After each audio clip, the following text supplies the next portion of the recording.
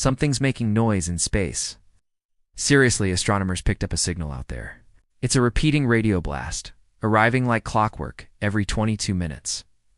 Now, you might think, okay, maybe it's a pulsar. But pulsars spin much faster, usually in seconds, or even milliseconds. This is way too slow.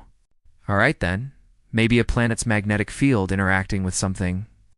But the energy is immense, far too strong for any known planetary source. Here's where it gets truly unsettling. Based on everything we understand about astrophysics, this object shouldn't exist. It's an impossible anomaly, a ghost in the machine of the cosmos. And the most chilling part? It's not a historical echo from a long-dead star. It's still active. Right now. As you're watching this, that mysterious, powerful scream continues to pulse through the universe, and we have no idea what it is.